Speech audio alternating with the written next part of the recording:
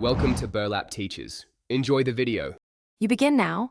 Prioritize consistent timing and environmental basics so sleep cues stabilize. First, set a fixed wake time and a 20-30 minute calming routine that repeats each day. Once done, lower lights and use white noise to signal night, maintaining 18 to 20 degrees Celsius.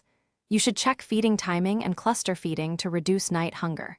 Make sure naps are appropriately timed, not too long late in the day, to reduce overtiredness that worsens regression. Now implement a consistent, gentle settling plan tailored to your baby. You can use progressive checks of 5 to 10 minutes or brief hands-on soothing if they need help learning self-settle. The why is repeated practice builds the neural association for falling asleep. Next, tweak daytime calories or add a dream feed to reduce night wakings, but avoid creating new dependencies. Once comfortable, monitor patterns in 3-day blocks and shift, nap, timing by 15 to 30 minutes as needed. To finish, consolidate gains by repeating the routine for 1 to 2 weeks and resisting rapid changes. Repetition solidifies sleep learning.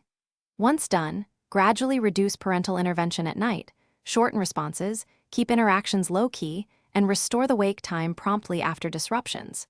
If setbacks happen, revert to the baseline plan within 3 days and avoid new habits. Make sure to seek pediatric advice if poor sleep persists beyond 2 weeks, feeding or weight falters, or... Thanks for watching. Consider subscribing if this video helped you.